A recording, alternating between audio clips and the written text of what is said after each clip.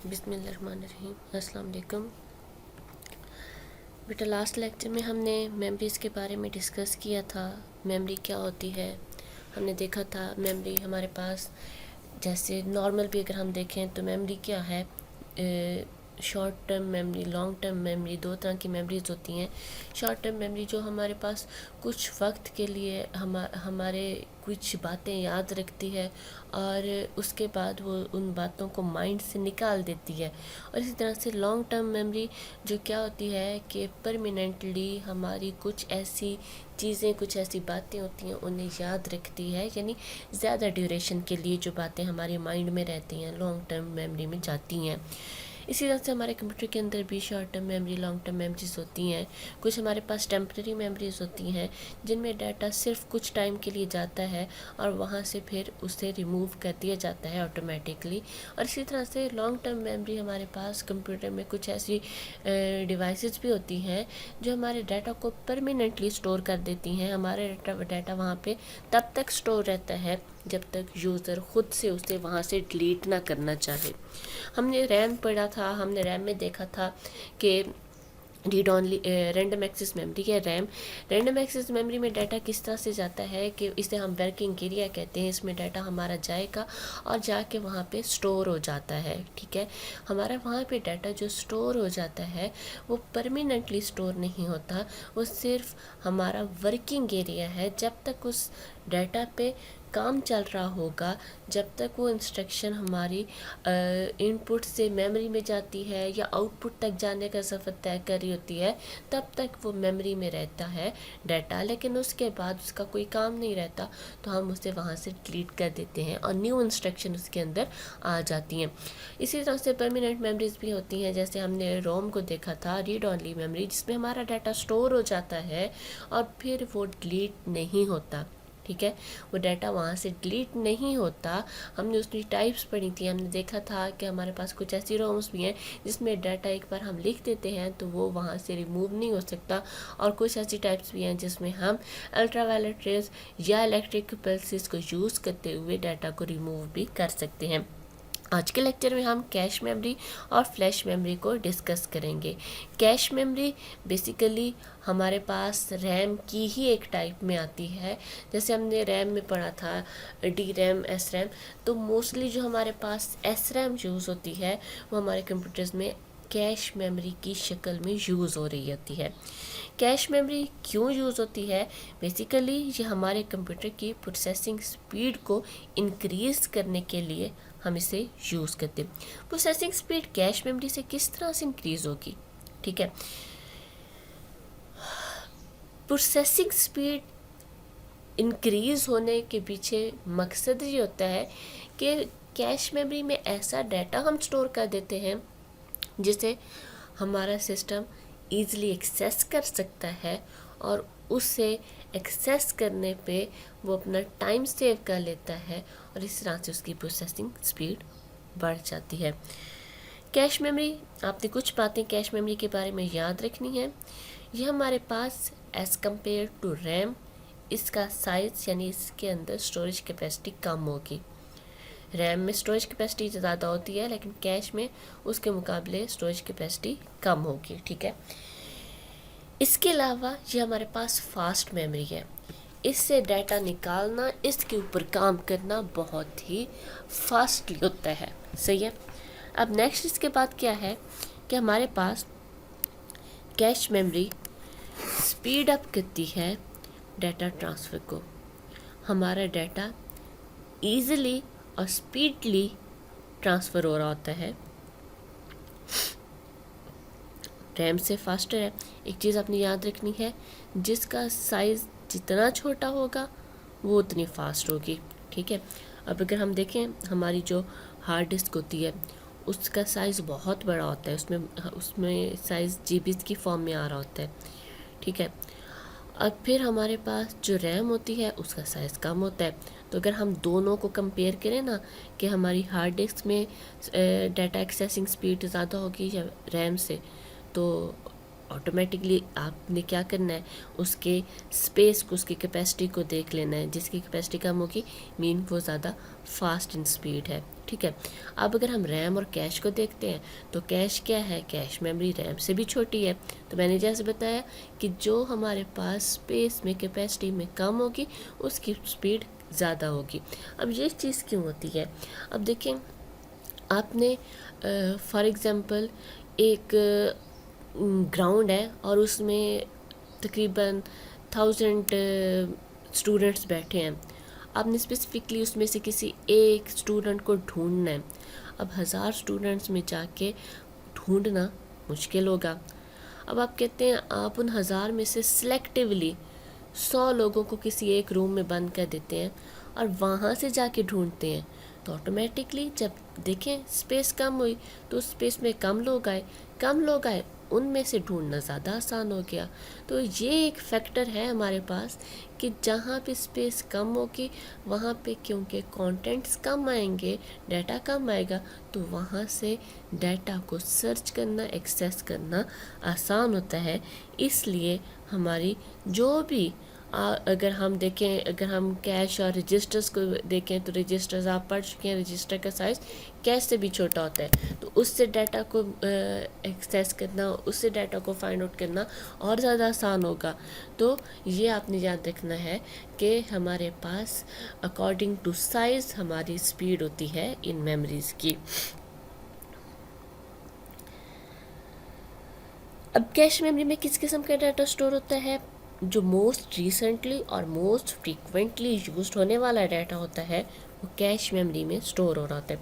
Most recently का मतलब क्या है, ऐसा है कि जो डाटा आपने अभी अभी यूज़ किया हो उसकी एक कॉपी जब रैम से पहली बार निकलेगी तो एक कॉपी कैश में जाके स्टोर हो जाएगी। एक कॉपी तो प्रोसेसर के पास जाएगी जहाँ पे उसने प्रोसेसिंग करनी है, और एक उसकी कॉपी कहाँ पे चली गई, वो चली गई कैश के अंदर।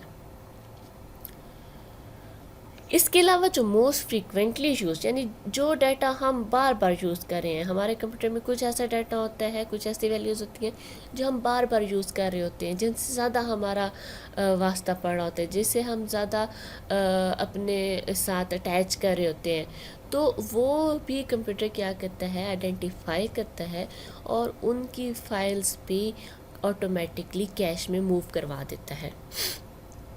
अब जब हम सर्च करते हैं किसी डाटा को तो सबसे पहले होता क्या है, सीपीयू उस डाटा को पहले जाके किस में देखेगा, वो जाके देखेगा कैश में, और ज़्यादा चांसेस क्या हैं कि वो डाटा कैश में मौजूद भी होता है। अब जब कैश हमारे पास सीपीयू के बिल्कुल करीब भी होती है, ठीक है, अगर हम देखें ना कि कैश मेमोरी है कहाँ पे, तो ये सीपीयू के साथ ही मौजूद होती है और रैम और कैश के दरमियान में होती है। यानी अगर हम डिस्टेंस मेजर करें तो सीपीयू और हमारी जो मेमोरी है उसका डिस्टेंस ज़्यादा होगा और सीपीयू और कैश मेमोरी का डिस्टेंस कम होगा। एक तो हो गया डिस्टेंस कम, ठीक है, डायरेक्टली हमारा सीपीयू कैश में चला जाएगा। रैम में जाने के लिए उससे ज़्यादा टाइम की ज़रूरत है, डिस्टेंस ज़्यादा है, टाइम ज़्यादा लगेगा, लेकिन कैश साथ ही है तो वहाँ से वो डायरेक्टली उसके अंदर जाएगा और डाटा भी उसमें कम पड़ा है, वहाँ से ईजिली फाइंड आउट कर लेगा और डाटा को एक्सेस कर लेगा। तो अब देखें उसका टाइम सेव हुआ ना। यही अगर कैश अगर ना होती तो वो रैम में जाता, रैम में जाके ज़्यादा डाटा था, वहाँ से सर्चिंग करता, फिर किसी डाटा को उठाता, फिर वापस आता, तो टाइम उसका ज़्यादा लगता। कैश में डायरेक्टली गया, थोड़े से डाटा से सर्च किया और उस डाटा को उसने एक्सेस कर लिया, तो यहाँ पे उसकी स्पीड क्या हो गई, फास्ट होगी। अगर वो पहले थ्रू रैम एक इंस्ट्रक्शन लेने में, वैसे नैनो सेकंड्स में इंस्ट्रक्शंस जा रही होती है, मैं सिर्फ एग्जांपल दे रही हूँ कि फॉर एग्जांपल वो 1 सेकंड ले रहा था, तो अब वो क्या कर रहा है, वो हाफ सेकंड के अंदर अपनी प्रोसेसिंग कंप्लीट कर देगा ड्यू टू कैश मेमोरी। तो कैश मेमोरी इस तरह से हमारे प्रोसेसर की स्पीड को फास्ट कर रही होती है। ये हमारे पास वर्किंग थी कैश मेमोरी की। अब कैश मेमोरी के कुछ लेवल्स होते हैं। अब ये लेवल्स क्यों हैं, हमारे पास जो कैश मेमोरी है ना, इसे हम डिवाइड कर देते हैं मोस्टली 3 लेवल्स में, लेवल 1, लेवल 2 और लेवल 3 में। जो लेवल 1 होगा वो सबसे क्लोजेस्ट टू सीपीयू होगा, ऑलमोस्ट ये सीपीयू के अंदर ही मौजूद होता है, ठीक है। उसके बाद हमारे पास लेवल 2 होता है, फिर लेवल 3 होता है। अब इनमें अगर आप डिफ्रेंशिएट करना चाहें तो लेवल 1 सबसे करीब होगा, स्पेस में सबसे कम होगा, सही है। और इससे डाटा क्योंकि सबसे स्पेस में सबसे कम है तो इसमें से फास्टली डाटा हमारे पास हम एक्सेस यानी प्रोसेसर एक्सेस कर सकते हैं, ठीक है। यहाँ पे जैसे है भी cache memory, level 1 cache memory हमारे पास इंटरनल कैश या प्राइमरी कैश भी कहलाता है। ये डायरेक्टली प्रोसेसर के अंदर मौजूद होता है, इसकी कैपेसिटी कम होती है। लेवल 2 की अगर हम बात करें तो ये हमारे पास स्लोअर देन L1 है, लेवल 1 से स्लो है। अब लेवल 1 से स्लो क्यों है? मैंने जैसे बताया कैपेसिटी मेजर करें, कैपेसिटी कंपेयर करें तो हमारे पास जो कैपेसिटी थी लेवल 1 की यानी स्टोरेज स्पेस कम थी, लेवल 2 की ज़्यादा है, तो लेवल 2 से डाटा हमारे पास स्लो इन स्पीड जाएगा। ऐसा नहीं है कि वो बहुत स्लो हो जाएगा, वो हार्ड डिस्क से, वो रैम से, वो लेवल 3 से फास्ट इन स्पीड होगा। लेकिन लेवल 1 के साथ अगर कंपैरिजन करें तो इसकी स्पीड क्या होगी? कम होगी। इसकी कैपेसिटी मोर देन लेवल 1 होती है, लेवल 1 की स्पेस से ज़्यादा हमारे पास लेवल 2 में स्पेस होगी। इसमें एज़ कम्पेयर टू लेवल 1 ज़्यादा डाटा आता है। लेवल 3 हमारे पास किस तरह से होगा? ये प्रोसेसर से ज़्यादा दूर होगा, ठीक है। यानी प्रोसेसर के बिल्कुल करीब लेवल 1 था, फिर लेवल 2 था, फिर लेवल 3 सबसे दूर होगा, कैपेसिटी में सबसे ज़्यादा होगा, और लेवल 1 लेवल 2 दोनों से स्पीड में स्लो होगा, ठीक है। नेक्स्ट स्लाइड में मैंने इन लेवल्स को यहाँ पे मेंशन भी किया है कि हमारा प्रोसेसर है, उसके बाद हमारा लेवल 1 कैश मेमोरी है जो सबसे फास्ट है, फिर हमारे पास लेवल 2 कैश मेमोरी है जो लेवल 1 से स्लो लेकिन लेवल 3 से फास्ट है, फिर लेवल 3 जो इन दोनों से स्लो लेकिन मेमोरी से फास्ट है, फिर जो सीपीयू है उसके बिल्कुल करीब कैश मेमोरी है, उसकी कैपेसिटी कम है, लेवल 2 की कैपेसिटी ज़्यादा है और सीपीयू से दूर है, लेवल 3 की कैपेसिटी सबसे ज़्यादा है और ये सीपीयू से सबसे दूर है। तो ये हमारे पास थी कैश मेमोरी। कैश मेमोरी के बाद अगर हम देखें तो आता है फ्लैश मेमोरी। अब फ्लैश मेमोरी क्या है? Flash memory basically it consist of non volatile memory chip. Non volatile mean ये परमानेंटली डाटा को स्टोर करेगा, इसमें जो डाटा स्टोर हो जाएगा वो वापस से रिमूव नहीं होगा, ठीक है। वो डाटा एक बार उसमें स्टोर हो गया तो आप उसे अपनी मर्ज़ी से रिमूव कर सकते हैं। ऐसा नहीं है कि अगर आपने कंप्यूटर को ऑफ़ किया, ऑन किया और फ्लैश मेमोरी जी ज़ाया हो गई। फ्लैश मेमोरी में डाटा होगा जब तक यूज़र चाहेगा, ठीक है। तो इसलिए हम इसे नॉन वॉलेटाइल या परमानेंट मेमोरी कह सकते हैं। अच्छा, इसमें ये चीज़ है कि ये ईज़िली अपडेट हो सकती है।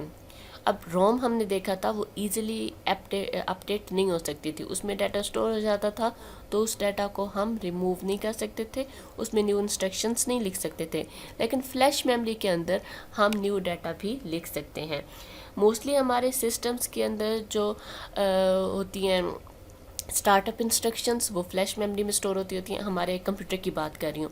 और जो हमारे पास अदर डिवाइसेस हैं जैसे टैबलेट हो गया, मोबाइल फ़ोन हो गया, डिजिटल कैमरा, प्रिंटर, यानी वो डिवाइसेस जिनके अंदर कुछ इंटरनल स्पेस होती है डाटा को स्टोर करने के लिए।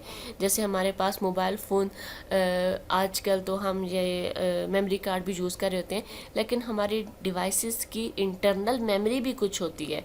तो वो जो इंटरनल मेमोरी होती है वो किस से बनी होती है? वो फ्लैश मेमोरी से बनी होती है।